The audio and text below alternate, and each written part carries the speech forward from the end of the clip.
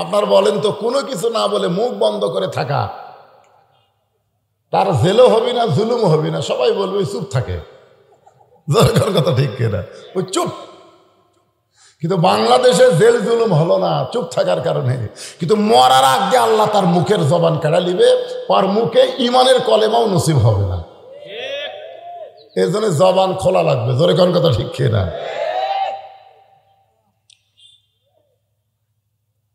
যারা কলিজার মধ্যে ইমানের জায়গা দিয়েছে তাদের কেমন একটা দৃষ্টান্ত শোনেন।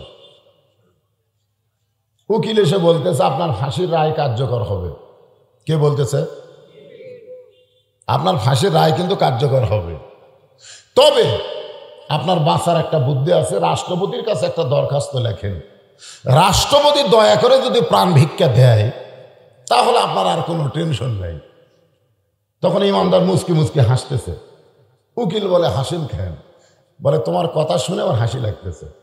আমি আমার জীবনে 3টা রাষ্ট্রপতিকে ক্ষমতা থাকা অবস্থায় মরা দেখছি।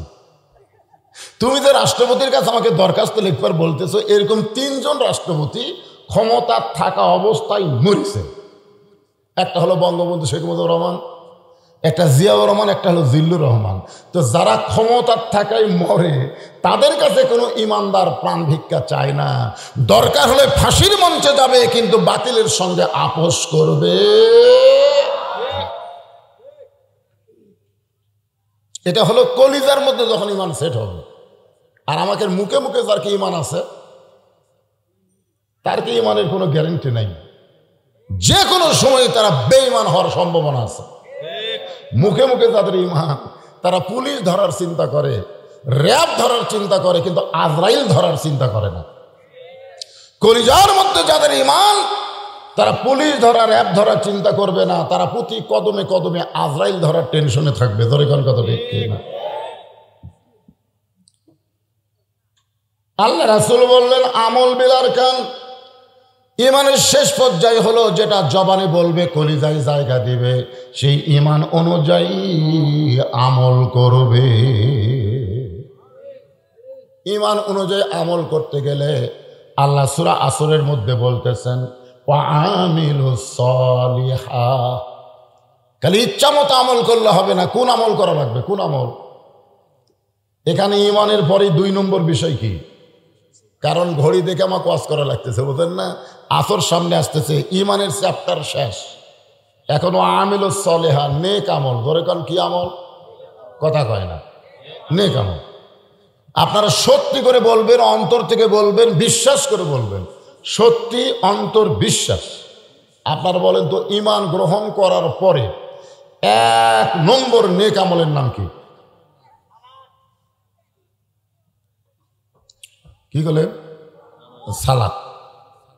সালাত কথা আসলে ঠিকই কথা। কারণ আমার এলাকার এক নামাজিকে এক ভণ্ড বলতেছে, তোরা যে এত নামাজ পড়িস, এ নামাজ তো কোরআন হাদিসের কোনো জায়গাতে নাই।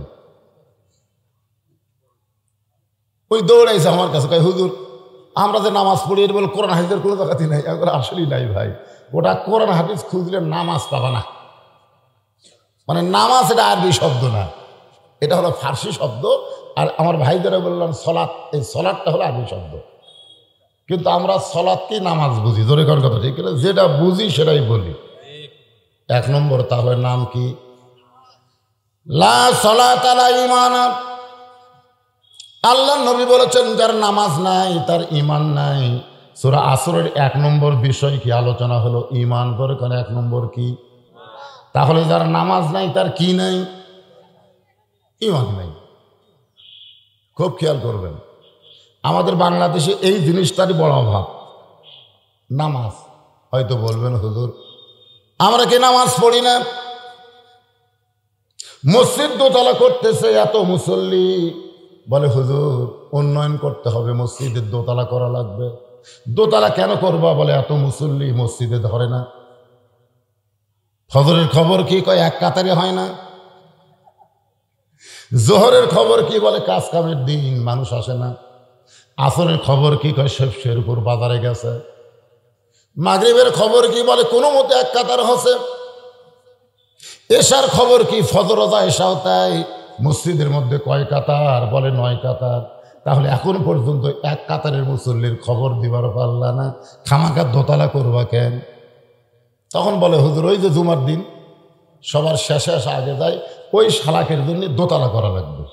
ওরা কিন্তু মুসল্লি না, আর হলো বইয়ের ছোট ভাই। আমাকে এলাকায় বইয়ের ছোট ভাইকে শালা কয়, আপনারা কি কন? শালা। শালা কিন্তু খারাপ গাল না। আমার বাপের কোনো মেয়ে নাই, আমরাই 4 ভাই। আমি ছোটবেলায় দেখতাম শালারা দুলা ভাইয়ের কাছ থেকে 100 টাকা 200 টাকা নিত। তখন আমি কানতাম আর বলতাম, আমার যদি একটা দুলা ভাই থাকতো আর আমি যদি কারো শালা হতাম। ওই শালারা যারা সবার শেষে আগে যায়, ওদের জন্যই দোতলা। আপনারা বলেন তো, আপনারা বলতেছেন শালা, কিন্তু আসলে কি এরা মুসল্লি? আল্লাহ বলেছেন ফাওয়াইলুল লিল মুসাল্লিন আল্লাযীনা হুম আন সালাতিহিম সাহুন আল্লাযীনা হুম ইরাউন ওয়া ইয়ামনাউনাল মাউন। আল্লাহু আকবার, আল্লাহু আকবার। এখন একজন আমাকে বলতেছে, হুজুর নেক আমলের মধ্যে 1 নম্বর আমল যদি নামাজ হয়, আমিও তো নামাজ পড়ি। বলে কোন নামাজ? বলে জুমার নামাজ। শোনেন, যারা জুমার নামাজ পড়েন, এখানে যারা আছেন 5 ওয়াক্ত পড়েন না, খালি জুম্মা পড়েন, তাদের জন্য বলতেছি। হাসরের ময়দানে আল্লাহ খুশি হয়ে বলল, যারা জুমার নামাজ পড়েছ 5 ওয়াক্ত পড়ো নাই, আমি আল্লাহ দয়া করে তাদেরকে জান্নাত দিয়ে দিলাম। আমি আল্লাহ দয়া করে তাদের জান্নাত দিয়ে দিলাম। তারা তো জান্নাত পাবে না, কিন্তু আল্লাহ দয়া করে দিয়ে দিল। এই জুমার নামাজের পার্টি জান্নাতের কথা শুনে মারবে দৌড়, যাই দেখবে জান্নাতের দরজাতে একটা তালা, ইয়া বড় একটা তালা লাগে। তখন বলবে, আল্লাহ আপনি জান্নাত দিলেন, তো তালা কেন? আল্লাহ বলে, চাবি তোদের কাছে আছে, খোঁজ কর। তখন খুঁজে খুঁজে দেখবে একটা চাবি আছে। ওই চাবি তালার মধ্যে ঢুকছে দেখে কিন্তু খোলে না, মানে ঢুকিছে কিন্তু ঘোরে না। তো বলে, আল্লাহ চাবি তো ঢুকলো কিন্তু ঘোরে না। বলে, এটা হলো নামাজের চাবি, কিন্তু এখন দাগ থাকা লাগবে 5টা। কয়টা দাগ? কারণ তালার মধ্যে 5টা দাগ আছে, দাগে দাগে মিল পড়া লাগবে। প্রথম দাগ হচ্ছে ফজর, দ্বিতীয় দাগ হচ্ছে জোহর, তৃতীয় দাগ হলো আসর, চতুর্থ দাগ হলো মাগরিব, পঞ্চম দাগ হলো এশা। দেখতে দাগ আছে, কেন আমাকে তালার মধ্যে কোনো দাগ নাই। আল্লাহ তখন বলবে, জান্নাত দেখলে ঠিকই ঢুকতে পারলাম না। এই জুমার নামাজ যারা পড়ে 5 ওয়াক্ত পড়ে না, তারা জান্নাত দেখবার পারবে, কিন্তু ঢুকবার পারবি না। এখন জুমার নামাজ কারা কারা পড়বেন, 5 ওয়াক্ত পড়বেন না, সিদ্ধান্ত নেন। এই নামাজ আমার ওয়াজ দিয়ে কোনোদিন সম্ভব না। আমার ওয়াজ দিয়ে আপনার ছেলেরা 5 ওয়াক্ত নামাজি হবে, এটা কখনোই সম্ভব না। এই জন্য আল্লাহ বললেন, আল্লাযীনা ইম্মাক্কান্নাহুম ফিল আরদ। জমিনের মধ্যে কোনো মুসলমানকে যখন ক্ষমতার চেয়ার দেওয়া হবে, আসলে ক্ষমতার মালিক কে? ভাইরে, এরা ঈমানের দাবিতে বলেন, ক্ষমতার মালিক কে? আল্লাহ। কিন্তু কাউকে যখন চেয়ার দেওয়া হবে, তার 1 নম্বর দায়িত্ব হলো পদ্মা সেতু নির্মাণ করা, নাকি? 1 নম্বর দায়িত্ব কি? বাল্য বিয়া বন্ধ করা, মাদক মুক্ত সমাজ গড়া। 1 নম্বর দায়িত্ব, এগুলো একটাও না। 1 নম্বর দায়িত্ব হলো আকামুস সালাত, নামাজ কায়েম করা। এখন নেক আমলের মধ্যে 1 নম্বর নামাজ কেন বলা হলো? ইন্নাস সালাতা তানহা আনিল ফাহশাই ওয়াল মুনকার। একমাত্র নামাজই পারে মানুষকে যাবতীয় খারাপি থেকে বাঁচায় দিতে। সুবহানাল্লাহ কর না কেন? কি হলো, কি হলো বাবা? আমি বলিনি, আপনি হয়তো তখন ছিলেন না। আমি যেভাবে বলছি যে রোহিঙ্গা মুসলমান জায়গা দিছি, এরা তো রোহিঙ্গা না আমাদের ভাই, এদের জায়গা দেওয়ার জন্য একটু জমে বসেন তো ভাই, একটু জমে বসেন। ও আমিলুস সালেহের উপর আলোচনা চলতেছে, তারপরে ওয়াতাওয়াসাবিল হক ওয়াতাওয়াসাবিস সবর, এই 4টা বিষয় আলোচনা হবে। একটু জমে জমে বসেন, বসেন সবাই, জমে বসেন, জমে বসেন আর জিকির করেন লা ইলাহা।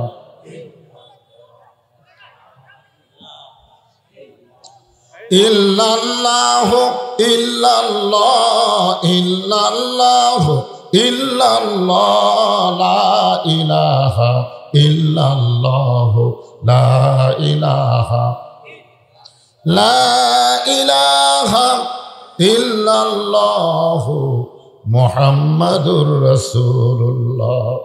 এই নামাজের রেজাল্ট কি? নামাজের রেজাল্ট কি? কি বুঝলেন? আমাদের প্রধানমন্ত্রী সহ অনেক নেতারা বলেছে 23 সাল হলো দুর্ভিক্ষের বছর। কিসের বছর? আপনাদের কি মনে হয়?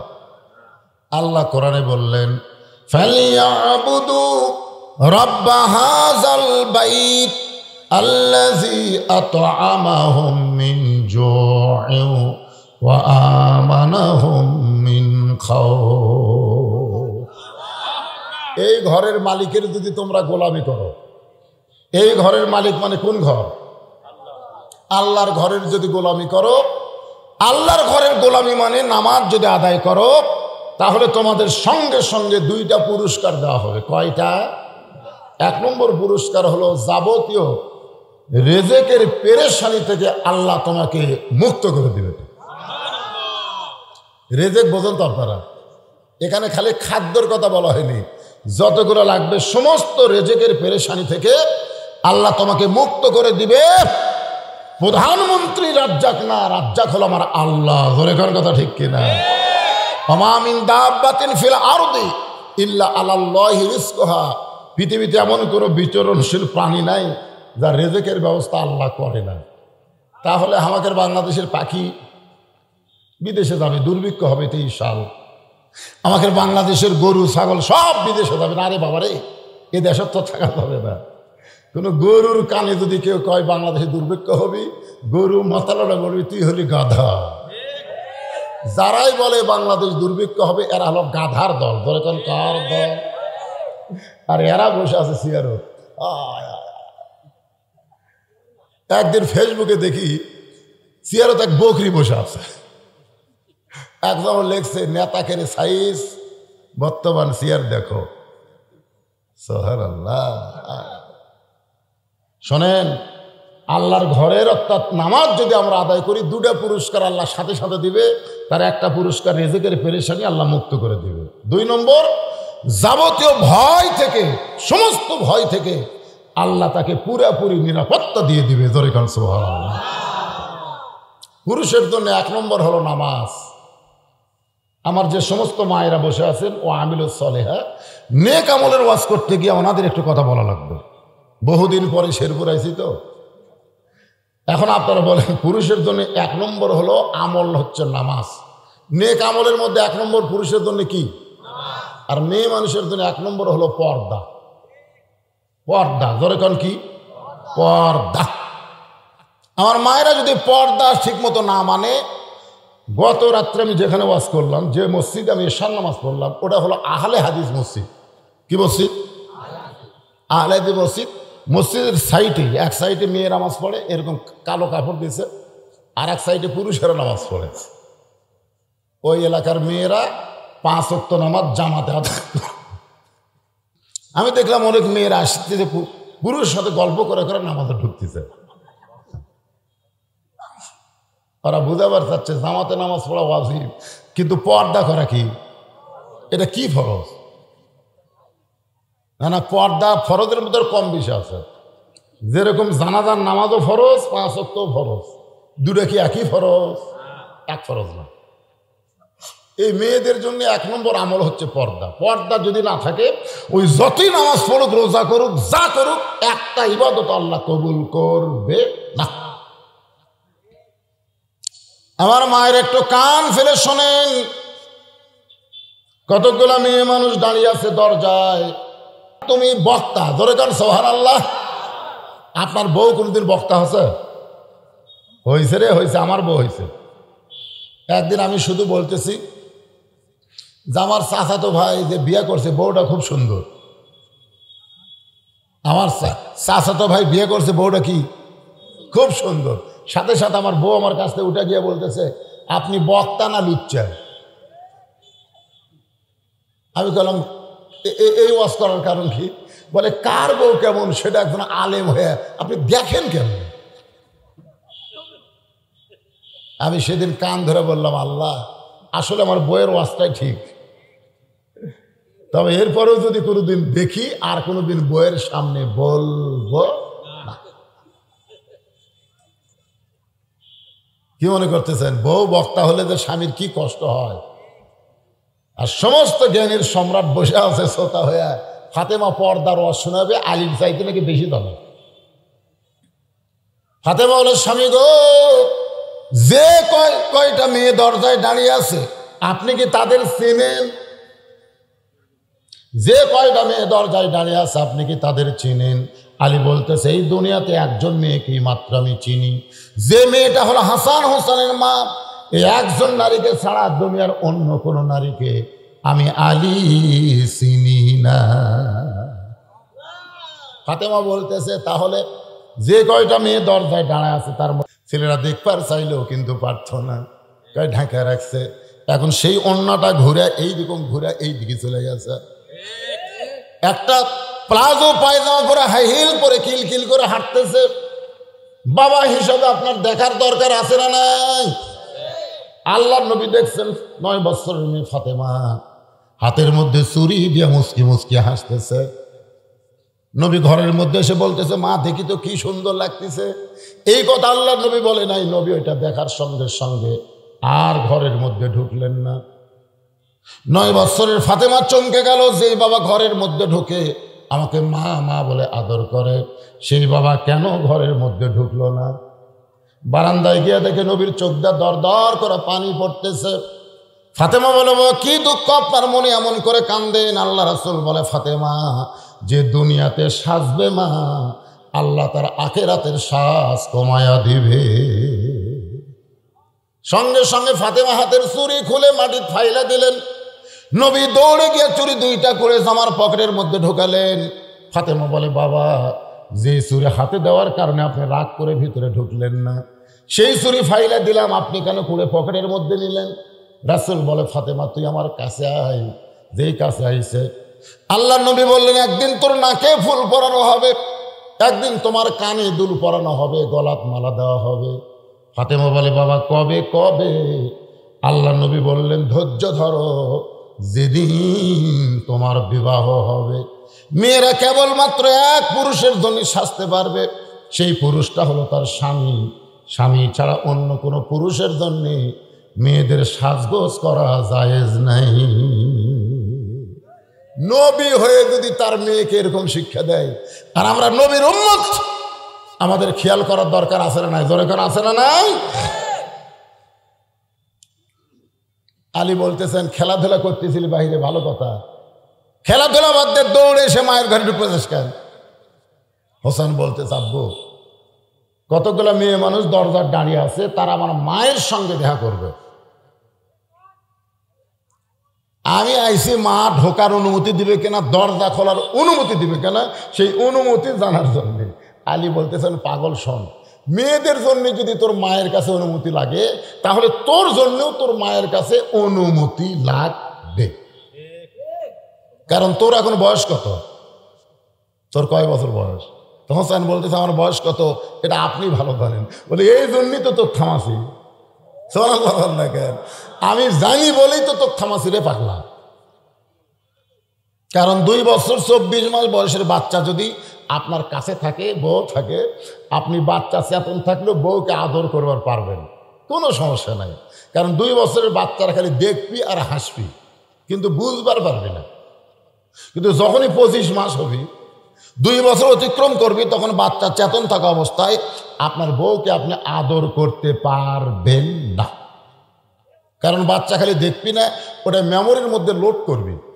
বেলায় সে বলতে পারে, আব্বা তাই মাকসাবা ধরছিল রে, বলবার পারে।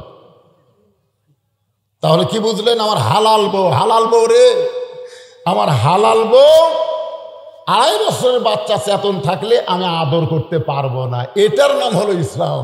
14ই ফেব্রুয়ারি ইসলাম না রে, কাতি মাসে কুত্তের মতন জোড়া লাগায়, এটার নাম ইসলাম না। ধরে কোন কথা ঠিক? যেখানে সেখানে পার্কে, কলেজ, ভার্সিটিতে, যেখানে সেখানে দেখবেন ছেলে আর মেয়েরা জোড়াজুড়ি লাগবে, জোড়াজুড়ি।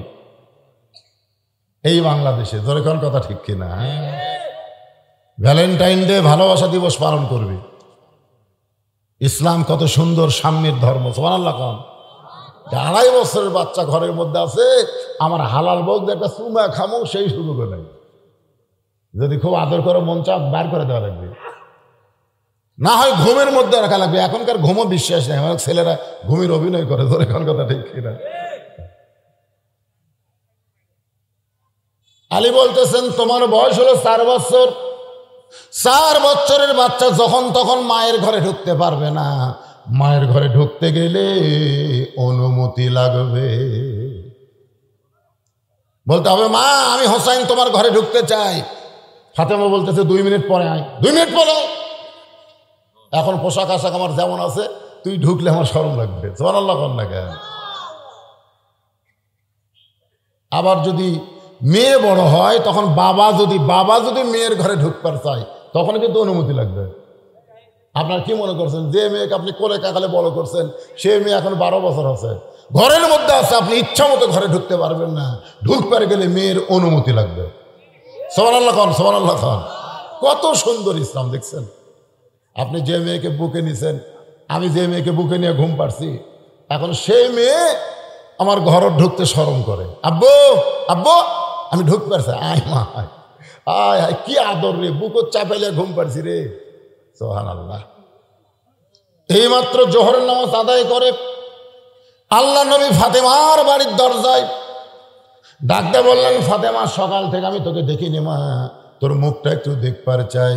ফাতেমা দরজা থেকে বললেন, বাবা এখনকার মতন ফেরত যান, এখন আপনার জন্য দরজা খোলা যাবে না। আল্লাহ রাসূল কিছুই না বলে ফেরত গেলেন। যেই নবীর জুতার পরশে আল্লাহর আরশ ধন্য হয়ে যায়, সেই নবীকে ফাতেমা ফিরাইয়া দিলে। আসরের নামাজের পরে আল্লাহ নবী চুপি চুপি ফাতেমার দরজায় সালাম দিয়ে বললেন, ফাতেমা জোহরের সময় আমাদের ঘুরাই দিছিস মা, তোর মুখটা না দেখলে আমার কলিজায় শান্তি হয় না, একটু দরজা খুলে দে, আমি তোর মুখ দেখবার চাই। ফাতেমা দরজা থেকে বলে, বাবা আপনার মেয়ে এখন বড় হয়েছে, যতবার আপনি আসবার যাবেন ততবার দরজা খোলা যাবে না। আমার পরনে এমন একটা কাপড় আছে বাবা, যে কাপড় পরে আপনার জন্য দরজা খুলতে আমার বড় শরম হয়। আল্লাহ নবী সঙ্গে সঙ্গে গায়ের চাদর টান দিলেন, এক টানে চাদর জানলার কাছে গিয়ে বললেন, মা এই চাদরটা পরে তুই আমার জন্য দরজা খুলে দে। ফাতেমা বাবার চাদর পরে দরজা খুলে দেয়। নবী তাকায় দেখে ফাতেমা নিচের দিকে তাকায় কাঁদতেছে। আল্লাহ রাসূল বলে, ফাতেমা মুখ তুলে কি একবার আমার দিকে তাকাবে না? ফাতেমা বলতেছে, বাবা আপনার গায়ের চাদর পরে আমার খুব শরম লাগতেছে বাবা, আপনার চেহারার দিকে তাকাইতে আমার বড় ভয় লাগতেছে। রাসূল বলে, ফাতেমা রে তুই আমারে না দেখলে কি হবে মা, আমি তোর চেহারার দিকে তাকায় দেখলাম তোর চোখে তুই সুরমা ব্যবহার করছিস, এত সুন্দর লাগতেছে। ফাতেমা বলে, বাবা ওই আল্লাহর শপথ করে বলতেছে আমি চোখে সুরমা দেইনি, কারণ দুনিয়ার সাজগোজ আমার পছন্দ নয়। 3 দিন হলে না খাওয়ার কারণে আমার চোখে কালিমা পড়ে গেছে বাবা। সঙ্গে সঙ্গে নবী ফাতেমার হাতটা ধরে বললেন, মা 33 বার সুবহানাল্লাহ, 33 বার আলহামদুলিল্লাহ, 34 বার আল্লাহু আকবার আমল কর, এই কষ্টের দুনিয়া তোর সাঙ্গ হবে, 8টা জান্নাতের মালিক আমার আল্লাহ তোকে বানায়া দিবে। আলী বললেন, হোসাইন যখন তখন মায়ের ঘরে ঢুকতে পারবা না, আসো আমার কাছে। হোসাইন যে হযরত আলীর কাছে আইছে, হযরত আলী কি পড়তেছিল? যখন কি পড়তেছে? হোসাইনকে বলতেছে, কোরআন ধরো ধরো। হোসাইন বলতেছে, দেন। সুবহানাল্লাহ কবেন না? ছোট্ট একটা বাচ্চা 4 বছর বয়স, তাকে হযরত আলী বলতেছে কোরআন ধরো, হোসেন বলতেছে দেন। আলী আসমানের দিকে তাকায় উঠে, আল্লাহ সুবহানাল্লাহ, 4 বছরের বাচ্চা কোরআন ধরবার চায়। আলী বুঝবার পারছে এরা সাধারণ সন্তান না, এরা জন্মের সময় পবিত্র হয়ে জন্ম নিয়েছে। সুবহানাল্লাহ বলেন না কেন? আর আমাকে 7 বছরের সন্তান খাড়া হয়ে পেশাব করে, বসেই না। আমি এলাকার প্রাইমারির কোনো ছাত্র আজ পর্যন্ত বসে থেকে পেশাব করা দেখিনি আমার এলাকায়। খাড়া হয়ে পেশাব করে, খাড়া হয়ে পেশাব করে। একজনকে বললাম করে দাঁড়ায় পেশাব করিস কোন ক্লাসে? কোয়ানি পড়ি। তোর স্যার তোকে শিখাইনি যে কেমনি পেশাব করা লাগে? তখন বলে চাচা দেখি খন প্রাইমারি পেশাবখানার যা দেখি আমার স্যারই খাড়া হয়ে পেশাব করে। চাচা আপনারা বলেন তো, যে স্কুলের স্যারেরা খাড়া হয়ে পেশাব করে, ছাত্ররা দাঁড়ায় পেশাব করে, সেই স্কুলে কি কোরআন শরীফ ধরার শিখায়? কি ধরা? দেখেন ক্লাস 1-এর পড়াটা দেখেন, আপনার মাথা নষ্ট হয়ে যাবে। আপনার ছেলেদের খাড়া হয়ে পেশাব করতেছে, এ মালটা কি হচ্ছে? পরে শিক্ষা দিচ্ছে আকডম বাগডম ঘোড়াডম সাজে, ঢাক ঢোলক ঝাঁঝর বাজে, ব্যস্তে ব্যস্তে চললো ঢুলি, ঢুলি গেল কমলা ফুলি। আপনারা বলেন তো এর মধ্যে একটা কথা সত্যি আছে? কথা কয় না রে। দ্বিতীয় পৃষ্ঠায় দেখেন, আয় রে আইটি নায়ে ভরা দিয়ে, না লেগেল বোয়াল মাছে, তাই না দেখা ভোদর মাছে। এই শালা শয়তানরা জানি না নৌকা হলো পৃথিবীর সর্বপ্রথম যানবাহন। এই দুনিয়াতে প্রথম যানবাহনের নাম কি? আল্লাহর হুকুমে একজন নবী তৈরি করছে, সেই যানবাহনের নাম কি? এ জোরে কার নাম কি? আরো জোরে, জোরসে বলুন। জোর হলো না, আরো জোরে। যারা আমার বিরুদ্ধে আসছিল তারা আজকার বিরুদ্ধে থাকবে না যে হুজুর 5 বছর পরে এসে নৌকার মিছিল করছে। জোরে করার কথা ঠিক কি না? সুবহানাল্লাহ। আসলে নৌকা নিয়ে কি বাজে মন্তব্য। আইরে আই টিয়ে নায়ে ভরা দিয়ে, না লেগালো বোয়াল মাছে। নৌকা যদি বোয়াল মাছে লিয়া যায় তাহলে ডাঙা বিকা। এগুলো শিক্ষার নামে আমাদের কোমলমতি মাসুম বাচ্চাদেরকে নষ্ট করা হচ্ছে। ধরে করার কথা ঠিক কিনা? আর হযরত আলী বলতেছেন, হোসেন কোরআন ধরো। সঙ্গে সঙ্গে হোসেন কি বলতেছে? আমার শরীর ঠিক নাই। শরীর ঠিক নাই না কি বলছে? দেন। এ মাদ্রাসার যারা বাচ্চা, তো তুই কোন আয়াত পড়িস বাবা? খালি কোরআন শরীফ দিবার চান, দেন। কারণ এরকে পেশাব করা দেখলেও তো আত্মা শান্তি পায়। দেখবেন সকালে যখন পেশাব করতেছে, আমি মাদ্রাসার মহতামিম ডাক দিয়ে বললাম, এত কাশি পেশাব খানা, কাশের ওষুধ খেলেন হুজুর? হুজুর এটা আসল কাশ না হুজুর। এটা কি কাজ? বলে পেশাব নিংড়ানোর কাজ। পেশাব নিংড়াচ্ছে কাশ দিয়ে। পেশাব নিংড়ানোর পরে পানি খরচ করতেছে, অজু করতেছে। কে বাবা অজু কেন? আপনি জানেন? আপনি জানেন আমাকে? আপনি জানেন আমরা কোরআন শরীফ পড়ি হুজুর। এ কোরআন ধরবার গেলে লা ইয়ামাসসুহু ইল্লাল মুতাহহারুন, পবিত্র না হয়ে এই কোরআন স্পর্শ করা যাবে। তাহলে আপনার বাচ্চার হাতে একটা কোরআন শরীফ দেওয়ার, আমার প্রিন্সিপাল সাহেব যে কথা বললেন, মাদ্রাসা, এই মাদ্রাসায় যারা লেখাপড়া করে, বিশেষ করে আলিয়া মাদ্রাসায়, তারা হলো অলরাউন্ডার। অলরাউন্ডার।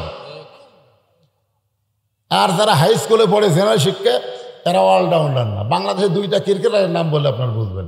একটা হলো মোস্তাফিজ, খালি বল করে, ব্যাটত দিলেই ধরা খায়। আর একটা হলো সাকিব আল হাসান, ওই বলও করে, ব্যাটও করে, ফিল্ডিংও করে। তোর এখন কথা ঠিক কি না? আলিয়া মাদ্রাসায় তারা লেখা পড়বে, তারা সব পারে। ইঞ্জিনিয়ার আছে, ডাক্তার আছে, সব আছে। আর যারা জেনারেল শিক্ষায়, এরা কোনোদিনও চাইলে ম্যাট্রিক পাস করলে আলেমে ভর্তি হওয়ার পারবে না, কিন্তু দাখিল পাস করে ইন্টারে ভর্তি হওয়া যাবে। জোরে করে কথা ঠিক কথা কর না কেন? আপনার সন্তানগুলোকে হাতে কোরআন দেওয়ার চেষ্টা করবেন। হযরত আলী হোসেনের হাতে কোরআন দিয়া এবার অন্দরমহলে ঢুকতেছে। কারণ মেয়ে বড় হলে বাবা ঢুকতে অনুমতি লাগবে, ছেলে বড় হলে মায়ের ঘরে ঢুকতে অনুমতি লাগবে। কিন্তু স্বামী যদি বইয়ের ঘরে ঢোকে তখন কোনো অনুমতি লাগবে? এই স্বামী যখন তখন বইয়ের ঘরে ঢুকতে পারবে না। হযরত আলী দরজা খুলে অন্দরমহলে যেই মাত্র তাকাইছে, তাকায় দেখে ফাতেমা বাম হাতে জাঁতা ঘুরায় আর ডান হাতে আল্লাহর কোরআন তেলাওয়াত করতেছে। সুবহানাল্লাহ। এই দৃশ্যটা খেয়াল করেন। এটা হযরত আলী দেখতেছে দরজার যায় যে ফাতেমা বাম হাতে কি ঘুরাই, জাঁতা ঘুরাইতেছে, আর ডান হাতে আল্লাহর কোরআন তেলাওয়াত করতেছে। এই দৃশ্য দেখার পরে হযরত আলী মনে মনে কান্দার বলে, আল্লাহ, আমার ঘরে খাট নাই, পালং নাই, আমার ঘরে সম্পদ নাই, আমার ঘরে দুনিয়ার কোনো দৌলত নাই, কিন্তু আমি ভাগ্য গুণে এমন একটা বউ পাইছি যে বউটা আমার ভাঙ্গা ঘরটা যেন জান্নাত বানায়া দিছে। আপনারা তা ভুল কি মারা দেখেন তো, আপনার ম্যাডাম কি করতেছে? ম্যাডাম, এই পুরুষ মানুষেরা এশার নামাজ মসজিদে জামাতের সঙ্গে আদায় করলেন, আপনি নিয়ত করছেন বাড়িতে যা দেখবো আমার বউ যায় নামাজের উপর তসবিলে বসে আছে, কিন্তু বাড়ির দরজাতে আসতেই দেখেন আপনার ঘরের ভিতর থেকে হিন্দুদের পূজার মধ্যে লোল করে বাঁচতে করে। আমি মুসলমান, আমার ঘরে হিন্দুর পূজার শব্দ কেন? যাই দেখেন আপনার প্রধানমন্ত্রী বউ স্টার জলসা জি বাংলা দেখতেছে। তাহলে আপনি কি বলবেন? আল্লাহ, আমার ঘরে খাট আছে, পালং আছে, সব আছে, কিন্তু এমন একটা বউ পাইছি, বউ পাওয়ার কারণে আমার ঘর জাহান্নাম হয়ে গেছে। জোরে কোন কথা ঠিক কিনা? আজকে আমাদের ঘর কি জান্নাত না জাহান্নাম? হযরত আলী জবান ফসকে বের হয়ে গেল, রব্বানা পড়েন, রব্বানা আতিনা ফিদ দুনিয়া হাসানাতাও ওয়া ফিল আখিরাতি হাসানা ওয়া কিনা আযাবান নার। জবান ফসকে বের হয়ে গেছে সুবহানাল্লাহ। মানে ফাতেমার এই দৃশ্য, বাম হাতে জাতা ঘুরাই আর ডান হাতে কোরআন তেলাওয়াত করে, দৃশ্য দেখেই জবান ফসকে বের হয়ে গেছে। সঙ্গে সঙ্গে ফাতেমা জাতা ঘুরানো বন্ধ, কোরআন তেলাওয়াত করাও বন্ধ। জাতা ঘুরান বন্ধ করছে, কোরআন তেলাওয়াত বন্ধ করে দৌড়ে এসে বুড়া আঙ্গুলে ভর দিয়া হযরত আলীর কপালে একটা চুম্বন দিয়েছে। যেরকম সুবহানাল্লাহ। আলী বলে, ফাতেমা জাতা ঘুরাও, কোরআন তেলাওয়াত করো, বাদ দিয়ে তুই আমার কপালে চুমা দিলে কেন? ফাতেমা বলে, আপনি কি করেন? স্বামী আছে আমার দরদার, আর আমার কোনো আমল আছে? আমার কোনো আমল নাই, কোনো কাজ নাই, একটাই নেক আমল হলো স্বামীকে খুশি করা। ধরে কোন সুবহানাল্লাহ। সঙ্গে সঙ্গে হযরত আলী ফাতেমার এই যে দুই কপাল, ফাতেমার কপালের ভুরুর মাঝখানে একটা চুমা খাচ্ছে। আল্লাহ রাসূল বলেছেন, বাপ মার মুখের দিকে তাকালে শুধু কবুল হজের সওয়াব না, বইয়ের দুই ভুরুর মাঝখানে একটা চুমা দিলে একটা হজের সওয়াব। ধরে কোন সুবহানাল্লাহ। এই সুবহানাল্লাহ কারা বলতেছেন? যারা বিয়ে করছেন তারা কম। এই 14 ফেব্রুয়ারি আবার এটা পালন করবার যায় না। আমাদের খেয়াল করছে না, তাকান এই জায়গার চুমা খেলে হজর সওয়াব। কোন জায়গা? আমি শতকরা 100 জন লোককে বলছি যে ভাইজান তোমার বইয়ের ভুরু কিরকম? তো বলে, হুজুর আমি তো খেয়াল করি, মানে আজ পর্যন্ত চুমাই খাইনি। চুমা খাবার গেলে তো ভুরুর কথা খেয়াল হবে। জোরে করার কথা ঠিক কি? আজকে থেকে আমল করবেন, হজের সওয়াব পাবেন। কিন্তু আপনারা আমল করতে চাইলে কি হবে? আমার মায়েরা বলবে, হুজুর এ আমল করার কথা বলবেন না, এরা এমন বিড়ি খাওয়া খায়, ঘরের মধ্যে ঢুকলে মনে হয় ভোগরা পানা ঢুকছে, চুমা খাবার গেলে তো আমার বমি হয়ে যাবে। আমার মায়েরা যারা পর্দা আছেন একটু শোনেন। মা, পুরুষের 1 নম্বর নামাজ, নারীদের 1 নম্বর হচ্ছে পর্দা। আমি সেই পর্দার উপর ওয়াজ করতেছি, আর যদি 10 মিনিট লাগে সমস্যা আছে? তারপর অতাওয়া সাওবিল হক, হ্যাঁ, অতাওয়া সাওবিল হক বোঝেন? সূরা আসরের 3 নম্বর পয়েন্ট কি? মাইকের সাউন্ড আবার এরকম হলো কে বাবা? না, সাউন্ড বাড়া দিলে হবে না, বম বম করলে কিছুই বুঝবেন না। এখন তাও বুঝতেছেন। অতাওয়া সাওবিল হক। এই বাংলাদেশে একজন ছিল আজিজুল হক, তার বেটা মামুনুল হক। কুল জাল হক জাহাকাল বাতিল ইন্নাল বাতিলা কানা জাহুকা। অতএব সাওবিল হকের উপর আমি একটা ঘড়ি ধরে 15 মিনিট ওয়াজ করবো, শরীর গরম হবে ইনশাল্লাহ। কিন্তু আমার মা বোনেরা যদি বেপর্দা হয়, এই মা বোনদের পেট থেকে যে মালটা দুনিয়াতে আসবে, যতই ওয়াজ করেন এরা হকের পথের কর্মী হবে না। জোরে করার কথা ঠিক কিনা? এই জন্য মা বোনদের পর্দানিশী হওয়া লাগবে। অধিকাংশ বাচ্চারাই তো সিজার করা। আপনারা বলেন তো, পর্দানিশী কোনো নারী সিজার করে? আপনি দেখবেন না। আমার এলাকার কোনো মেয়ে পর্দার মধ্যে থাকে, ওই মেয়ে সিজার করে না। ডাক্তারের বউকে আমি কোনোদিন সিজার করতে দেখিনি।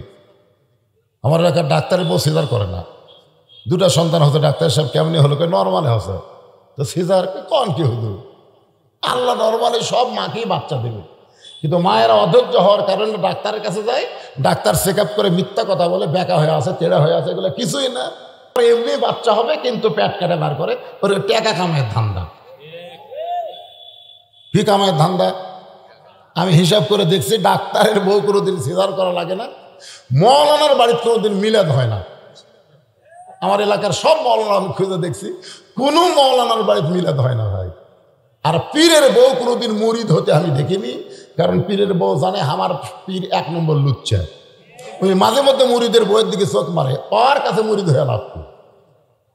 তাহলে কয়টা জিনিস করলাম, এটা কিন্তু অতাও সবেল হকের একটু সামান্য ইশারা দিলাম। এখন আসেন যে কথা বলতেছিলাম, আলী বলতেছেন ফাতেমা তোমার হোসাইন তোমার ঘরের মধ্যে ঢুকবার চাইছিল, কিন্তু আমি তাকে কোরআন শরীফ দিয়া, যেরকম কি দিয়া, কোরআন শরীফ দিয়া আমি অন্দর মহলে আইছি। ফাতেমা বলতেছেন স্বামী গো, বাচ্চাদের হাতে যখন কোরআন দেওয়া যাবে, ওই বাপ মার আর কোনো টেনশন থাকবে না, কারণ বাচ্চারা কোরআনের হাফেজ আলিম হলে বাপ মার কবরকে জান্নাত বানানোর জন্য তারা সচেষ্ট হবে। সুবহানাল্লাহ কর না কেন? আলী বলতেছেন কতগুলো মেয়ে মানুষ দরজায় দাঁড়িয়ে আছে, তারা তোমার সঙ্গে দেখা করবার চায়, তুমি যদি অনুমতি দাও তাহলে মেয়েদেরকে তোমার সঙ্গে দেখা করার হুকুম দেওয়া হবে। ফাতেমা চোখের পানি নিয়ে বলতে, স্বামী গো, মেয়েরা আমার সঙ্গে দেখা করবে, আমার কোনো আপত্তি নাই, কিন্তু আপনাকে কষ্ট করে পর্দার ব্যবস্থা করা লাগবে। আলী মুচকি মুচকি হাসার বলে, ফাতেমা মেয়েরা মেয়ের সঙ্গে দেখা করবে, এখানে কোনো পর্দার ব্যবস্থা লাগবে না। ফাতেমা বলতেছে, আপনি জ্ঞানের সম্রাট হওয়ার পারেন, কিন্তু পর্দা বিষয়ে আমার চাইতে আপনি কম জানেন। সুবহানাল্লাহ বলবেন না? ফাতেমা বলতেছে, আপনি জ্ঞানের সম্রাট হবার পারেন, কিন্তু পর্দা বিষয়ে আমার চাইতে আপনি কম জানেন। আপনারা বলেন তো হযরত আলী কম জানে না বেশি জানে? এজোর এখন বেশি না কম? আল্লাহ রাসূল বলেছেন আমার 4 জন সাহাবী 1 নম্বর। কয়জন? তার মধ্যে নরমে 1 নম্বর হলো আবু বকর, গরমে 1 নম্বর ওমর, সম্পদে 1 নম্বর ওসমান, আর জ্ঞানে 1 নম্বর আলী। ধরে কোন সুবহানাল্লাহ। আলীর মতন জ্ঞানী কিয়ামত পর্যন্ত কেউ হবে না। আর সেই জ্ঞানী আলীকে বলতেছে, আপনি পর্দা বিষয়ে আমার চাইতে কম জানেন। আলী বলতেছে, ঠিক আছে, আমি শ্রোতা হব, তুমি বক্তা হও। আমি শ্রোতা, তুমি বক্তা, তুমি পর্দা বিষয়ে আমার চাইতে কি ভালো জানো, এটা আমি আলী শুনবার চাই। কে শুনবে? কথা কয় না, কে শুনবে? পৃথিবীর শ্রেষ্ঠ জ্ঞানে আলী এখন শ্রোতা হয়েছে, ফাতেমাকে বক্তা বানায়, বলো দেখি পর্দা বিষয়ে আমার চাইতে বেশি কি জানো। এখন ফাতেমা পর্দা বিষয়ে বেশি কি জানে, এটা শুধু মেয়ে মানুষের জন্য না, আমাদের জন্য জানা লাগবে। এই জন্যই জানা লাগবে আমাদের ভবিষ্যৎ জেনারেশন যেন ভালো হয়। পর্দার ভিতর থেকে যে বাচ্চাগুলো বের হবে, আপনারা বলেন তো এই বাচ্চাগুলো কি হবে? পর্দা হবে না? আমার এলাকার এক ছেলে বলে, হুজুর 11 মাস আমার খিদে লাগে না, কিন্তু রোজ আর চাঁদ উঠলে আমার খিদে বেড়ে যায়। আপনি বলেন তো কারণ কি? আমি এই কারণ তো আমি জানি না, তোর মাও জানে। তোর মাও বাসে আছে, কে বাসে? যা মায়ের কাছে যা। ও মায়ের কাছে গিয়ে বলতেছে, মা 11 মাস আমার খিদে কম, রোজার মাসে খিদে বেশি কেন? মা বলতেছে, এই সর্বনাশ করছে তোর দাদি, এই সর্বনাশ করছে তোর দাদি। তুই যখন আমার পেটে ছিলি, তোর দাদি কইছে, বৌমা খবরদার রোজা থাকবে না, রোজা থাকলে কিন্তু আমার লাঠি শুকে যাবে। ওকে পেটের তাজা করার জন্য তোমাকে রোজা রাখা যাবে না, খালি তুকি খিলানোর জন্য আমি রোজা থাকিনি রে। এই যে রমজান মাসে তোর খাওয়ার অভ্যাস হতে পেটের ভিতরে, এই জন্য বাইরে আসাও তুই আর রোজা থাকবার পারিস না। এই জন্য একজন নেপোলিয়ান বলেছে, ভালো একটা সন্তান যদি চাও, ভালো একটা মায়ের দরকার। ধরে কোন কিসের দরকার? আজকে কাপুর এলাকার মায়েরা কেমন? পুরুষের জন্য 1 নম্বর নামাজ, নারীদের জন্য 1 নম্বর পর্দা, 3 নম্বর বিষয় অথবা সাবিল হক, 4 নম্বর বিষয় অথবা সাবিল সবর। আমি হক আর সবরের উপরে আলোচনা করবো ইনশাল্লাহ। আপনারা সকলেই জানেন আমার গলাটা হঠাৎ এরকম হয়ে গেছে। আমার কথাই বুঝবার পারতেছেন? বুঝবার পারলে কোনো সমস্যা নাই, কারণ পরে আপনারা বুঝা নেবেন গলা ঠিকই ছিল কিন্তু হয়নি। আলহামদুলিল্লাহ। ভাইজান এখানে আমাকে একটু স্লিপ দেওয়া হয়েছে যে 5টা মিনিট 10টা মিনিট বহুদিন পর আপনি আইসেন কাপুরিয়ায়, একটু মসজিদের উন্নয়ন কল্পে মাহফিল, যখন মসজিদের জন্য একটু চাদর যাবে আপনাদের কাছে, চাদরের জন্যে আপনাদের কাছে আর আসরের সলাৎ টাইম মতোই হবে, অসুবিধা নাই। তবে এখানে লিখছে 4টা 30 মিনিটে। হ্যাঁ, যদি আমরা আজকে 10 মিনিট। কোন দরজায়? যে বাড়ির মধ্যে সাইদাতুন নিসাই আহলেল জান্নাহ ফাতেমাতুজ জোহরা।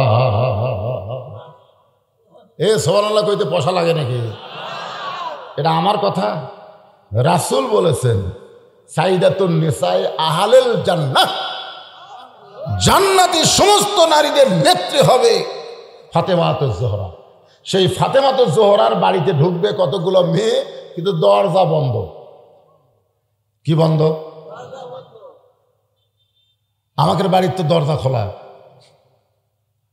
যে বাড়িতে মেয়ে মানুষ থাকে সে বাড়ির দরজা সবসময় বন্ধ রাখতে হবে।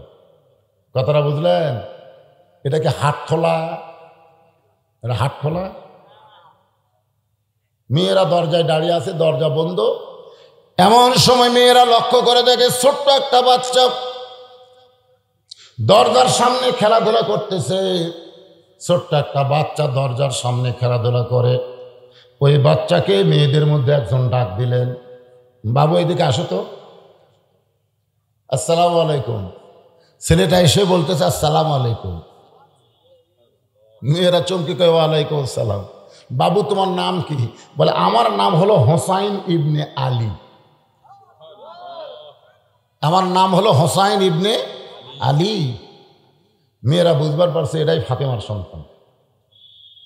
বাবা আনন্দে মাতিয়া সাগরে ভাসাইয়া সেই যে চইলা যায় খবর লয় না। মাজন ধরিয়ায় উদরে কতই কষ্ট করে, 10 মাস পরে পায় প্রসবের বেদনা। এমন দরদি ভবে কেউ হবে না আমার মা, মা গো। আলহামদুলিল্লাহ। বাবু আমরা একটু তোমার মায়ের সঙ্গে দেখা করবার চাই, তুমি একটু ভিতরে গিয়া তোমার মায়ের অনুমতি নিয়ে আমাদের জন্য দরজা খোলার ব্যবস্থা করো। সঙ্গে সঙ্গে হোসেন বলতেছে আপনাদের কোনো টেনশন নাই, কোনো চিন্তা নাই, আমি যাচ্ছি। এই কথা বলে ছোট্ট বাচ্চা হোসাইন ঘরের মধ্যে দৌড় মারছে। এক ঘরের পার হয়ে আর এক ঘরে ঢুকতে হবে, কারণ ফাতেমা আছে অন্দর মহলে। যেরকম কি মহল? অন্দর মহল। মেয়েরা কিন্তু সব জায়গায় থাকতে পারবে না, মেয়েদেরকে অন্দর মহলে রাখতে হবে, যেখানে পাইকারি হারে সবাই ঢুকতে না পারে। ইমাম গাজ্জালিকে বলা হলো অন্দর মহল মানে কি? ইমাম গাজ্জালি বললেন অন্দর মহল মানে কবর। ছাত্ররা চমকটা বলে হুজুর অন্দর মহল মানে কবর, এটা কেমন কথা? ইমাম গাজ্জালি বললেন মেয়ে মানুষ মারা গেলে যেমন সবাই মেয়েটার লাশ ধরে কবরে নামাতে পারে না, মেয়েদের অন্দর মহলে পাইকারি হারে সবাই প্রবেশ করতেও পারবে। আপনারা বলেন তো মেয়ে মানুষ মারা গেলে কারা কারা লাশ ধরবার পারে? মানে কবরে নামার সময় লাশটা ধরে কবরে নামাবে কারা কারা পারবে? দুলা ভাই পারবে নাকি? দুলা ভাই, চাওয়াতো ভাই, কথা কয় না, ফুফাতো ভাই, মামাতো ভাই। তো পাইকারি হারে তো এখন সবাই ঢোকে। আমার শালি দিলে ভাই, মায়েরা শোনেন, আপনাকে 1 নম্বর হলো পর্দা। এক ঘরের ভিতর দিয়ে আর এক ঘরের ভিতরে হোসাইন যখন ঢুকতে চায়, প্রথম যেই ঘরে হযরত হোসাইন ঢুকেছে ছোট্ট মানুষ, ওই ঘরে হযরত আলী আল্লাহর কোরআন তেলাওয়াত করতেছে। ইন্নামাল মুমিনুনা আল্লাযীনা ইযা যুকিরাল্লাহু ওয়াজিলাত কুলুবুহুম ওয়া ইযা তুলিয়াত আলাইহিম আয়াতুহু যাদাতুহুম ঈমানাও ওয়া আলা রাব্বিহিম ইয়াতাওয়াক্কালুন।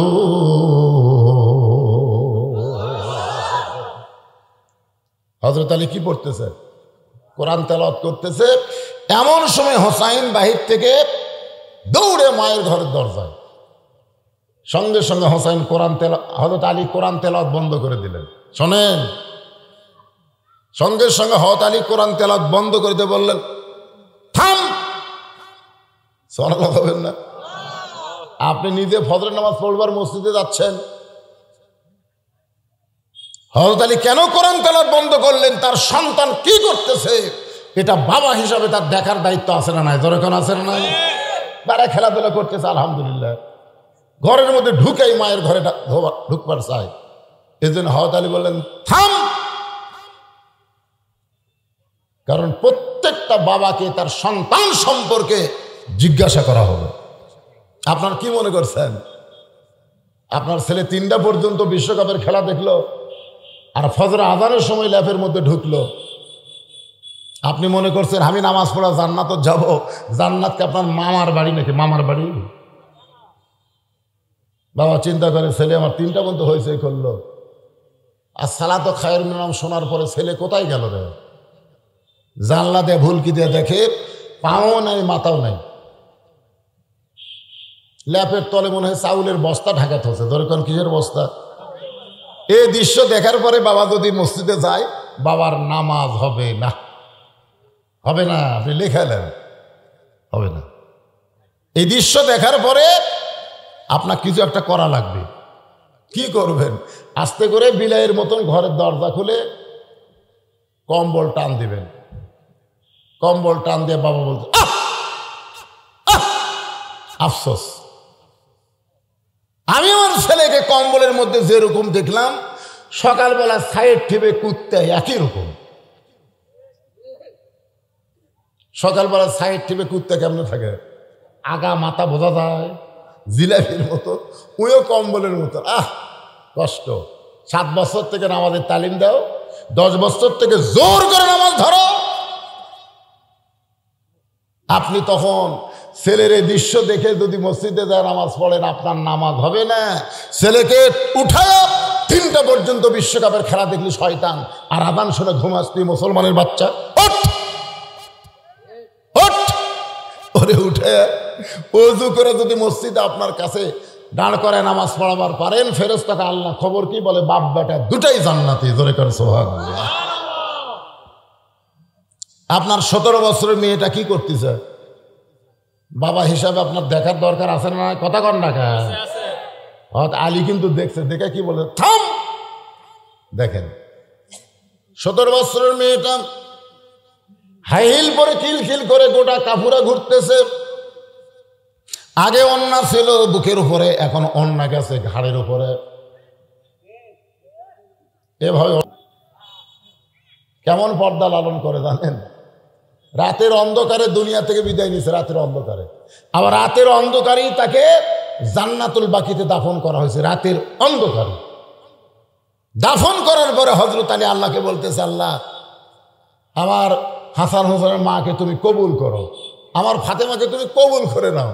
এই দোয়া করে তাকায় দেখে সামনে কয়েকটা পুরাতন কবর, এই মাত্র ফাতেমার কবর দিয়েছে, সেই কবরই নাই। আলী কয়, কে রে? এখনই কবর দিলাম। সেই নতুন কবর গেল কোন জায়গায়? গোটা জান্নাতুল বাকি দৌড়ায় আর বলে, নতুন কবর, ফাতেমার কবর, ফাতেমার কবর। কে যেন দূর থেকে ডাকতে বলে, আলী রে, আমার ফাতেমা পর্দা নিশি, আমি আল্লাহ জোহরা ডিগ্রি দিয়া ফাতেমার কবরটাকে কিয়ামত পর্যন্ত পর্দা করেছি। এখন মায়েদের বলবো, যে ফাতেমা কবর পর্দা হয়ে গেছে, সেই ফাতেমা জান্নাতের আইদের নেত্রী হবে। তার সিগনেচার ছাড়া একটা মেয়েও জান্নাতে ঢুকবার পারবে না। মায়েরা শোনেন, নামাজ পড়েন, রোজা করেন, হজ করেন, আর যাই করেন, 1 নম্বরে পর্দা। 1 নম্বর কি? আর পুরুষের 1 নম্বর কি?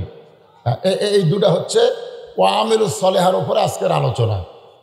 এখন 3 নম্বর, একজন 500 টাকা দান করছে, আল্লাহ দানকে কবুল করেন। মায়ের জন্য দোয়া চাই, আল্লাহ মায়ের কবরকে জান্নাত বানায় দেন। এবার চলে আসেন অতাওয়া সাওবিল হক। অতাওয়া সাওবিল হক কি বুঝলেন?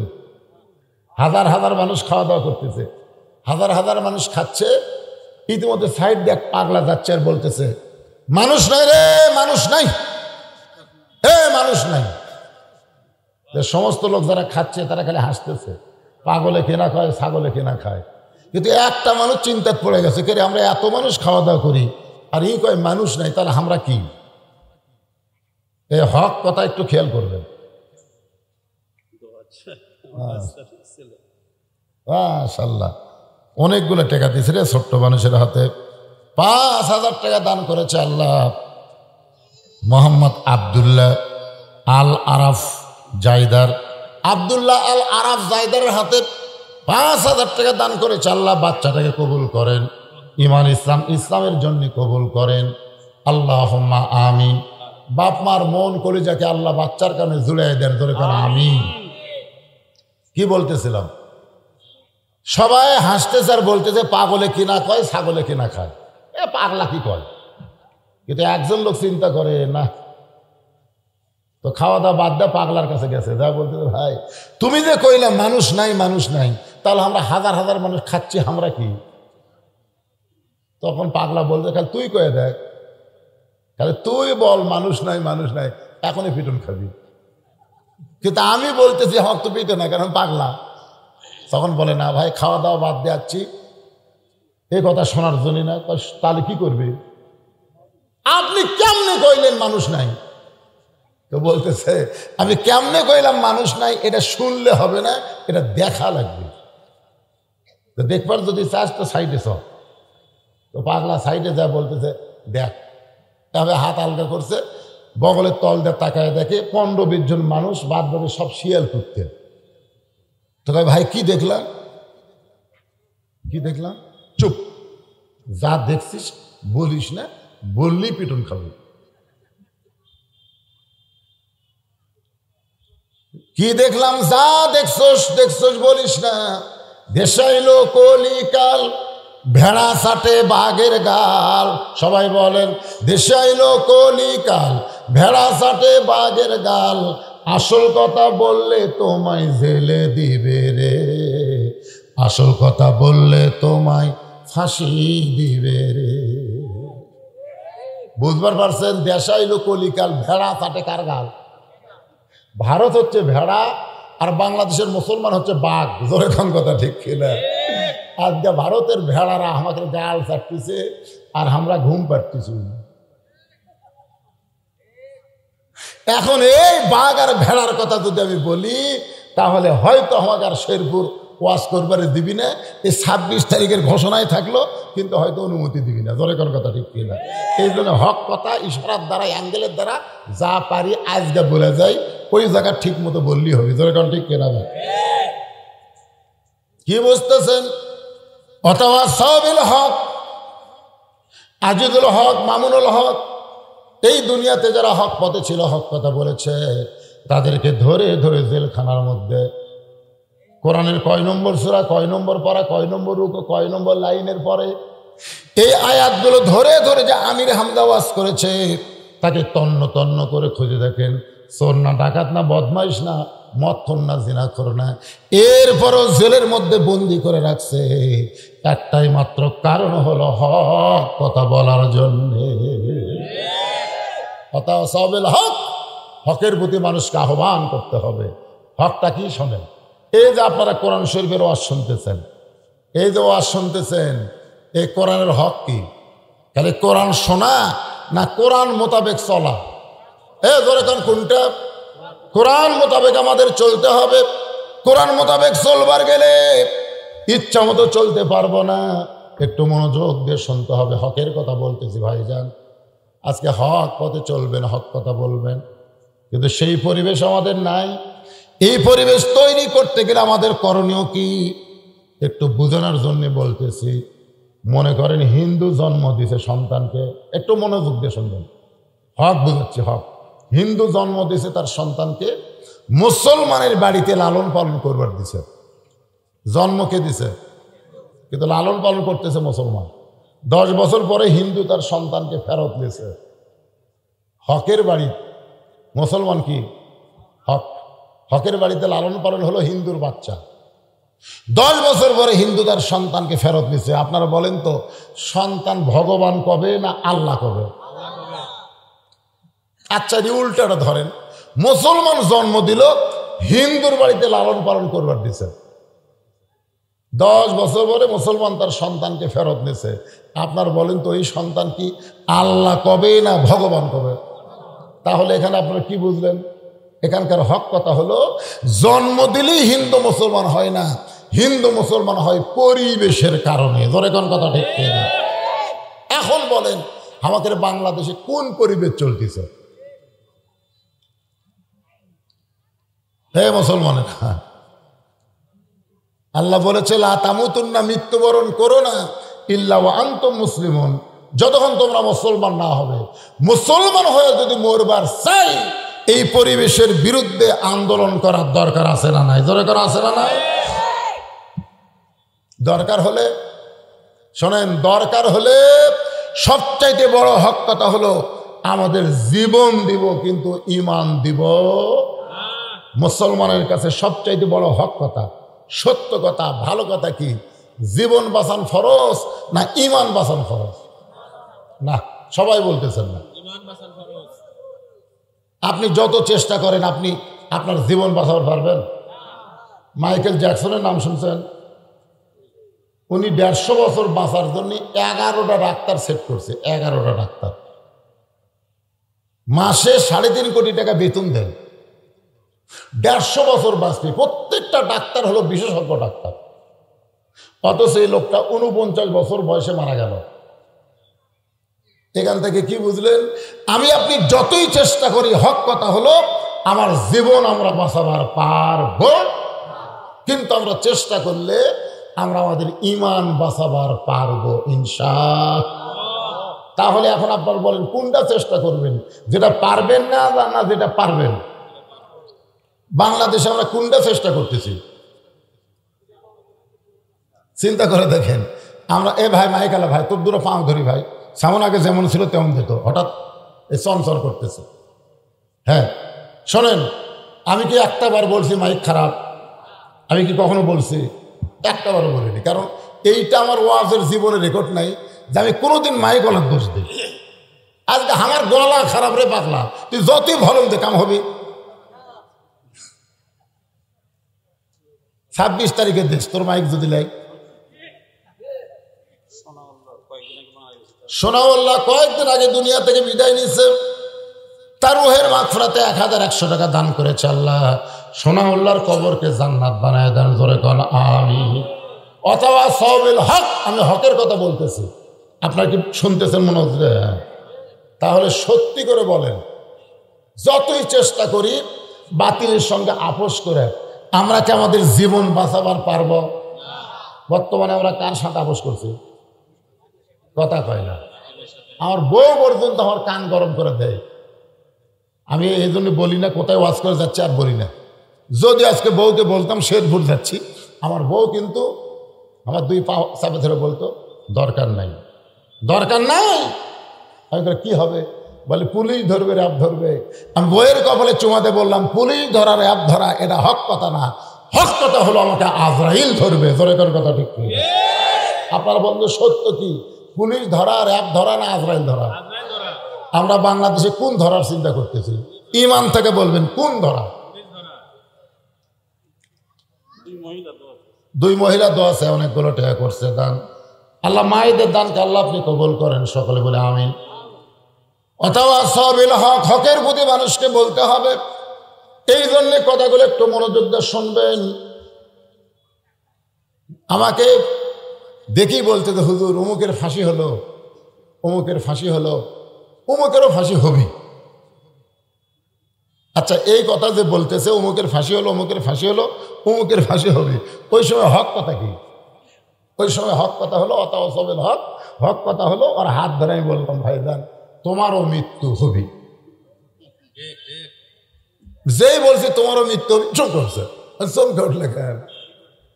আরে পাগলা, ফাঁসির তারিখ আছে রে পাগলা, কিন্তু মরার কোনো তারিখ নাই। ধরে কোন কথা ঠিক কিনা? আপনারা বলেন তো ফাঁসির তারিখ নাই?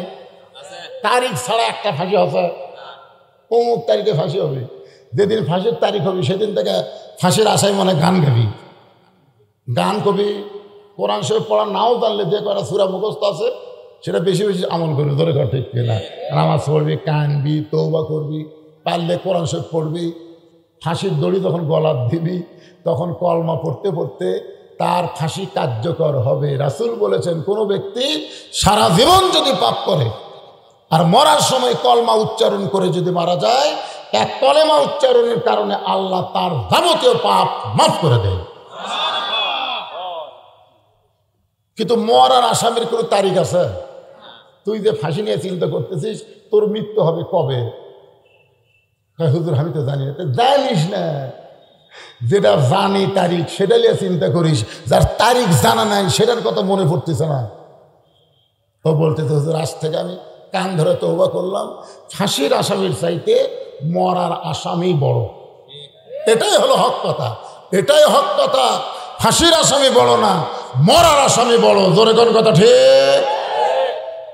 জাত সাকারাতুল মাউত হক। আমরা যারা এখানে বসে আছি আমাদের সকলের মৃত্যু আছে না নাই? জোরে কোন আছে না নাই? ওয়াতাওয়াসাউ বিস-সাবর। হকের আলোচনা করার পরে ধৈর্য ধারণের কথা বলার কথা আল্লাহ কোরআনে বলেছেন। একটু মনোযোগ দিয়ে শুনবেন, বিরক্ত হচ্ছেন। সূরা আসর থেকে 4টা পয়েন্ট আলোচনা করলাম। 1 নম্বর হলো ঈমান। ধরে ধরে 1 নম্বর কি? এ কথা কয় না। কি দেখেন তেজস, কি দেখেন? ছোট্ট বাচ্চার হাতে সাদিয়া 1000 টাকা দান করছে, আল্লাহ কবুল করেন। আল্লাহুম্মা আমিন। ধরে করেন আল্লাহুম্মা আমিন। 4 নম্বর বিষয় আসতেছে। কয় নম্বর? কারণ সূরা আসরের তাফসীর করবার দেয় একটা বিষয় বাদ বের হবে। যদি 2-1 মিনিট দেরি হয় একটু শোনেন। কোনোদিনও বাচ্চা হয়নি মায়ের, কোনোদিনও হয়নি, এবার প্রথম বাচ্চা হবে। প্রসব বেদনা যখন শুরু হয়েছে, ওইকে আগে থেকে অভিজ্ঞতা আছে? এই প্রসব বেদনা শুরু হয় নাভির থেকে। এই নাভির থেকে বুকের দিকে ওঠে, মরে গেলাম, বিষ খাবো, গলা দড়ি দিব, এতই চিল্লাচিল্লি করতেছে। মানে বিষের ঠেলায় মরে যাবি, গলার দড়ি দিবি, বিষ খাবি। দাদি নানি দৌড়ে এসে দরজা বন্ধ করে দিয়ে বলে, এই পাগলি একটু বলে কি বলিস? আর পারতেছিল দাদি, এত কষ্ট। দাদি বলতে, সন্তান নিবি আর কষ্ট সবই না, সব জোর করে শোয়া ঠান্ডা পানির মধ্যে নরম কাপড় চুপড়ায় ওর কপালে দিয়ে বলতেছে, দাঁতের উপর দাঁত দে, দাঁত দে, যতই কষ্ট কি ধৈর্য ধর। ওর খুবই কষ্ট হচ্ছে, কিন্তু সুন্দর একটা সন্তান পাওয়ার আশায় সন্তান বের করেছে। প্যাঁ প্যাঁ করে সন্তান কাঁদতেছে, মা বেহোশ হয়ে গেছে। মানে এত কষ্ট, কষ্টের ঠেলায় মা বেহোশ। বাচ্চাকে গোসল করে এনে যখন মায়ের বুকে দেয়, মা কিন্তু আর বেহোশ নাই, বাচ্চার পরশে হুঁশ আল্লাহ ফিরে দিচ্ছে। বাচ্চাকে বুকের মধ্যে নিয়ে কপালে চুমা খায়, মুখে চুমা খায়। দাদি নানি বলে, লাথি দিয়ে ফেলে দেওয়া হবে, যে তোকে এত কষ্ট দিয়া বের হলো তাকে চুমা খাস না, লাথি মার, তাকে লাথি মার, বের করে দে, তোর বুকের উপর রাখিস না। মা তখন বলে, দাদি ও দাদি, ও দাদি শোনেন দাদি, এক বুকত নেওয়ার সাথে সাথে আমার এইগুলো কষ্টের কথা মনেই নেই। আজকে যারা জেলে আছে, জুলুমে আছে, রিমান্ডে আছে, ফাঁসিতে গেছে, অনেক কষ্ট করেছে এই কোরআনের ওয়াজ না, কোরআনকে বাংলাদেশে গালিব করার জন্য। জোরে করার কথা ঠিক কি? কোরআনের সমাজ দেখার জন্য অনেক কষ্ট এখনো মানুষ করতেছে। জোরে করার ঠিক কিনা? প্রসব বেদনার চাইতেও বেশি কষ্ট। দাঁতের উপর দাঁত দিয়ে দেখেন, আমি ওয়াজ করে শেরপুর পার হচ্ছি, আমি বাড়িতে যাব, আর বউ বলতেছে, এখন আপনি কোথায় আছেন? আমি বললাম, ধনুট মোড়ে। ভাই বাড়ির যেন আসেন না। আমি বললাম, 11টা থেকে পুলিশ খুঁজতেছে, বাড়ির আশেপাশে পুলিশ ঘুরতেছে, আপনি যেন আসেন না। চিন্তা করছেন যে আমি এই রাত্রে কোথায় যাব? আমি এক রাস্তাত অচেনা রাস্তাত গাড়ি থুইয়া, আমার গাড়ির মধ্যে কম্বল আছে আর বালুস নিয়ে আলুর বাগরের মধ্যে ফজর পর্যন্ত ঘুম পারলাম। এত কষ্ট শিকারের পরে একটাই মাত্র চাহিদা, একটাই মাত্র আশা, শুধু কোরআনের ওয়াজ নয়, কোরআনের 50 বছরের পাখিকে জেলখানার মধ্যে রাখছে। যেদিন এই বাংলাদেশ আর্জেন্টিনার পতাকা নয়, ব্রাজিলের পতাকা নয়, কলেমার পতাকা পথ পথ করে উঠবে। সন্তান বুকে পাইলে মা যেমন খুশি হয়, তার চাইতে মুসলমান বেশি খুশি হবে। ধরে কর কথা ঠিক। অথবা সবে সবর। আল্লাহ কোরআনে বললেন, ওয়ালানাবলুওয়ান্নাকুম বিশাইয়্যিম মিনাল খাউফি ওয়াল জুই ওয়া নাকসিম মিনাল আমওয়ালি ওয়াল আনফুসি ওয়াস সামারাতি ওয়া বাশশিরিস সাবিরিন। আল্লাহ, আজকের কাফরিয়া বহুদিন পর এসে আলোচনা করলাম সূরা আসর। সময়ের দিকে খেয়াল করে পুরা তাফসির করা যায়নি, যদ্দূর পর্যন্ত বলা দরকার ছিল আমি তদ্দূর 4টা বিষয় আপনাদের সামনে বললাম। আপনারা কি বুঝবার পারলেন ভাইজান? 1 নম্বর ঈমান। ঈমান যদি না থাকে আপনি যত ভালো কাজ করেন লাভ হবে না, কারণ আল্লাহ রাসূল নিজেই বলেছেন, এই ওটা বসা করেন কেন? মাহফিলের সমাপ্তি বোঝেন না আপনারা? একটা লোকের সব আছে কিন্তু মাথা নাই। চিনবার পারবেন? কতক্ষণ চিনবার পারবেন? ঘোগা বটতলার পরে ওটা একটা অ্যাক্সিডেন্ট হয়েছিল অনেকদিন আগে। ওটা কি, ওটা জায়গার নাম হলো, ওই ব্যাংক নাই, ব্যাংকের ওখানে। হ্যাঁ, তো ওখানে একটা মানুষের এমন অ্যাক্সিডেন্ট হয়েছে, খালি সবই আছে ভাই, খালি মাথা নাই। অনেকদিন আগে সবাই বলতেছিল তা হামাকেরই মজিবর রে। একদম মাথা তখন এই মাথা না থাকলে লুঙ্গি আর শার্ট তো ঠিকই আছে। মজিবর মনে করে নীলফামারে নিয়ে গেছে। যার যত কান দিয়েছিল কান দেওয়া কবর দিত, মাথা ছাড়া, পরে কোন কি ছাড়া। কিন্তু আসলে মজিবর মরেই না। মজিবর আহত হয়েছিল সিরাজগঞ্জ হাসপাতালে, 10-15 দিন চিকিৎসা দেওয়ার পরে ভালো হয়ে বাড়ি গেছে। বইয়ের সামনে দাঁড়াতে বউ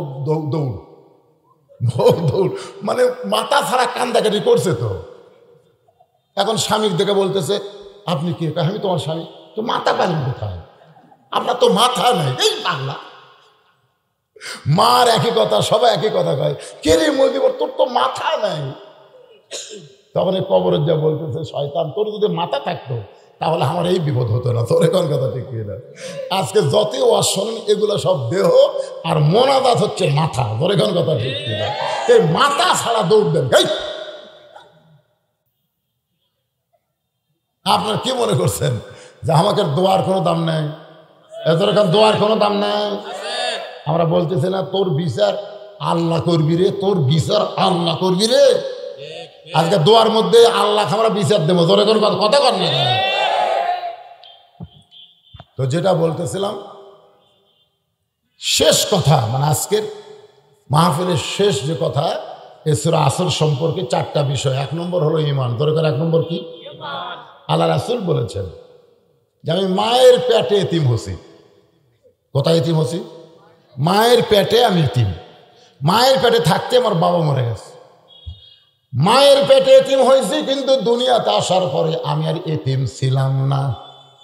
সাহাবীরা বললেন, হুজুর মায়ের পেটে আপনি এতিম হলেন, অথচ দুনিয়াতে আসার পরে আপনি এতিম ছিলেন না, এটা কেমন কথা? বলে, আমার চাচা আবু তালেব আমাকে যেইভাবে লালন পালন করছে, বাবার কোনো অভাব আমি বুঝতে পারিনি। এরপরে রাসূল সেই কান্না। সাহাবীরা বললেন, হুজুর আপনি কেন কাঁদতেছেন? রাসূল বললেন, এত ভালো মানুষ আমার চাচা, এরপরেও চাচা আমার জাহান্নামে যাবে। এরপরেও চাচা জাহান্নামে যাবে, কারণ চাচার আমল ভালো ছিল, আমার আবু তালেব চাচার ঈমান ছিল না। ধরে কোন কি ছিল না? তাহলে আজকে বাংলাদেশে আমরা যত আমলই করি ভাই, ঈমানটা আমাকে ঠিক থাকা লাগবে। আর ঈমান ঠিক তাইলে চারিদিকে না তাকায় খালি আল্লাহর খেয়ালে থাকা লাগবে। ধরে কোন কথা ঠিক কিনা? তুই হবি এ চিন্তা করা যাবে না। খুব খেয়াল করছেন? 2 নম্বর হচ্ছে নেক আমল। নেক আমলের মধ্যে অনেক ওয়াজ আছে। আমি শুধু পুরুষের নামাজ আর মেয়ে মানুষের পর্দা বিষয়ে আলোচনা করলাম, এই 2টা বিষয় করছি। অতাও সাবিল হকের উপরে বহু আলোচনা। এত আলোচনা আজকে করার সময় নাই দিকে আমি যেটুকু বলছি, দেশাইল কলিকাল ভেড়া সাটে বাঘের গাল। ভেড়া সাটা বাঘের গাল, রয়্যাল বেঙ্গল টাইগার। আসল কথা বললে তোমায় জেলে দিবে রে। সবর মা যেমন প্রসব বেদনাকে ধৈর্য ধারণ করে, এরপরে সুন্দর একটা বাচ্চা পায়, নানা কষ্ট আল্লাহ দিবে আমাদেরকে, এই ধৈর্য ধারণ করে বাংলার জমিনে কলেমার পতাকা আমরা দেখ পাই। আল্লাহ তৌফিক দেখে ইস্তিগফার বলেন, আস্তাগফিরুল্লাহ রব্বি মিন কুল্লি যামবি ওয়া আতুবু ইলাইহি লা হাওলা ওয়ালা কুওয়াতা ইল্লা বিল্লাহিল আলিয়্যিল আযীম। আপনারা একটা অন্ধ হাফেজকে দেখতেছেন, আগে যখন আমি শেরপুরে আসতাম ও মাঝে মধ্যে আমার সঙ্গে আসতাম।